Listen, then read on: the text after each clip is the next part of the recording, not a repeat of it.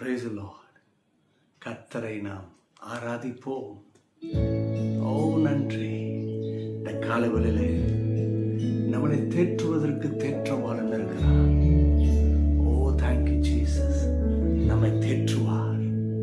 ஓ நன்றி. அக்கனியாய் அவர் வருவார், நம்மை நிரப்புவார், வல்லமையாய் பயன்படுத்துவார்.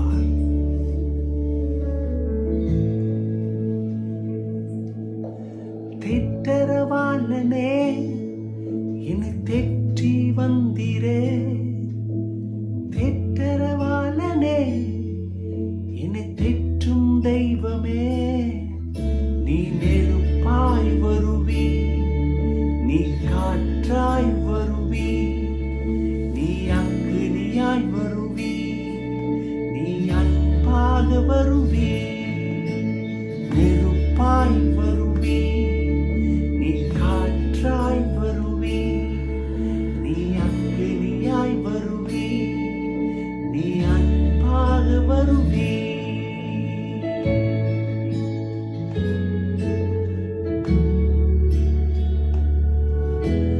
அன்பாய் வந்திரே, என்னை அணைத்துக் கொண்டிரே, உன் கரத்தை நீட்டியே என்னை சேர்த்துக் கொண்டிரே. அன்பாய் வந்திரே, என்னை அணைத்துக் கொண்டிரே, கரத்தை நீட்டியே என்னை சேர்த்துக் கொண்டிரே. நீ நெருப்பாய் வருவி, நீ காற்றாய் வருவி, நீ அக்கினியாய் வருவி, நீ அன்பாக வருவி. இயேசுவே, நீ இருப்பது முது பிள்ளைகள் மத்தியில் வந்து நெருப்பாய், அக்கினியாய், காற்றாய், அன்பாக வந்து அவர்களை தேற்றுவீராக. அவர்கள் கால்கள் தள்ளாடி போயிருக்கு, இருதயம் சோர்ந்து போயிருக்கு, போராட்டம், மனக்லேசம், சொல்ல முடியாத வேதனை, பயம், கலக்கம், கைவிடப்பட்ட நிலை.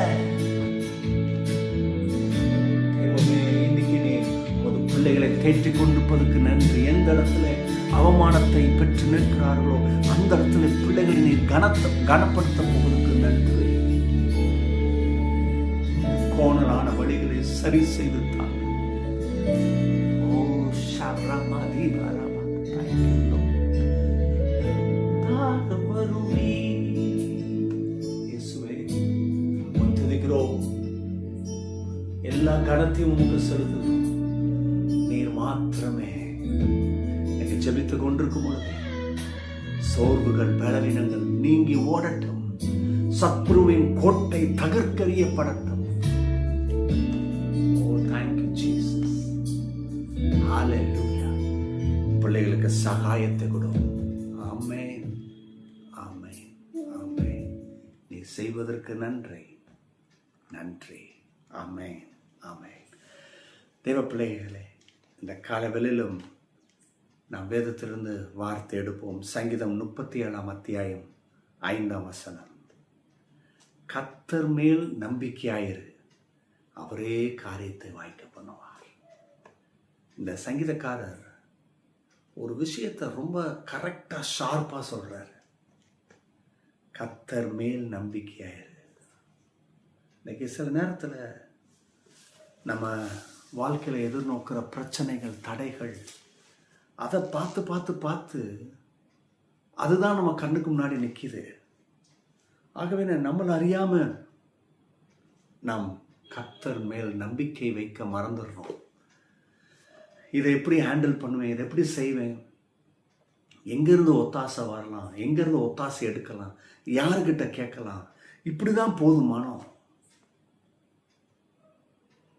ஆனால் சங்கீதக்காரர் சொல்கிறாரு, கர்த்தர் மேல் நம்பிக்கையாயிரு.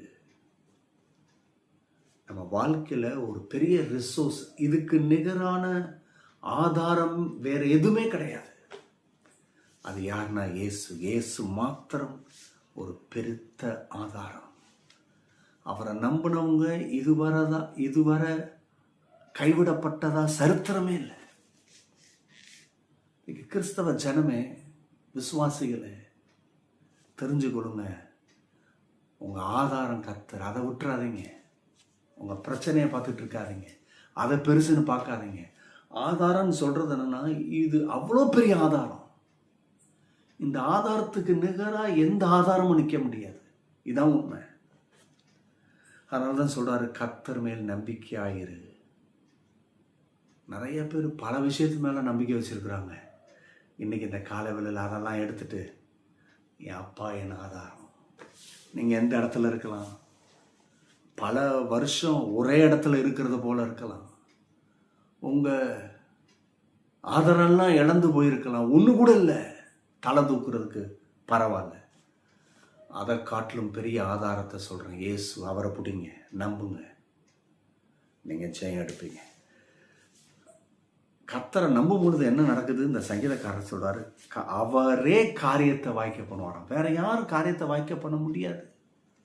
எனக்கு இந்த நல விஷயம், என்னுடைய இந்த வேலை விஷயம், என் பிள்ளைகளுடைய திருமண விஷயம், என்னுடைய எதிர்கால திட்டம், என் பிள்ளைகளுடைய படிப்பு, இவ்வளோ பெரிய ஒரு தேவை இருக்குது, இதை நான் செய்யணும், இதுக்கு எனக்கு இவ்வளோ பண தேவை, இது எனக்கு எப்படி கிடைக்கும்?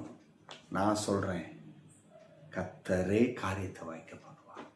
உங்கள் காரியம் எவ்வளோ பெருசாக இருக்கட்டும், நீங்கள் கர்த்தரை நம்புங்க, காரியத்தை வாய்க்க பண்ணுவார். 3 காரியம் இந்த விஷயத்திலிருந்து கற்றுக்கொள்கிறோம். Commit your ways to the Lord. இந்த காரியம் நடக்கணும்னா உங்கள் வழிகளை கர்த்தருக்கு ஒப்புவீங்க. உங்கள் வழியில் நீங்களே தீர்மானம் பண்ணாதீங்க. உங்கள் வழியில் உலகத்தை கொண்டு வந்து இணைச்சிடாதீங்க. உங்கள் வழிகளில் கண்ட அறிவுரைகளை கொண்டு வந்து வச்சிடாதீங்க. மனுஷனுடைய தலையிடுதலை வச்சிடாதீங்க. உங்கள் வழியில் அதை கர்த்தருக்கு ஒப்புவீங்க. இன்னைக்கு அநேகர் கர்த்தர்கிட்ட ஒப்புவிக்காம அநேகர் தலையிடுதலுக்கு ஒப்பு கொடுத்துட்றாங்க. அதுதான் வாழ்க்கையே தலையில இருக்கு. நம்பர் 1. 2வது, ட்ரஸ்ட் ஆல்சோ இன் ஹிம். அவரையும் நம்ப வேண்டும். அவர்கிட்ட கொடுத்துட்டு நிறைய பேர் கையில் கொடுத்துட்டாங்க. ஆனால் இப்போ நான் பதக்குன்னு அடிக்குது. அவர் செய்வாரா செய்ய மாட்டாரா, என் பிள்ளைக்கு திருமண காரியம், வேலை விஷயம், அப்படியே டேஸ் தானே போயிட்டுருக்கு. கர்த்தர் செய்வாரா இல்லையா தெரியலையே. இல்லை, அவரை நம்புங்க. அவரை நம்பும் பொழுது காரியம் ஜெயமாய் மாறும். 3வது, he shall bring it to pass. அந்த காரியத்தை அவர் வாய்க்க பண்ணுவார். ஐசாயா சாப்டர் 46 verse 11 சொல்லுது, I have spoken it, I will also bring it to pass. நான் என்ன சொன்னனோ அதை செய்வேன்றார். சொன்னதை செய்கிறவர் கர்த்தர். ஆமென். உங்கள் வாழ்க்கையில் கர்த்தர் செயல்படுவார். God bless you. Bye bye.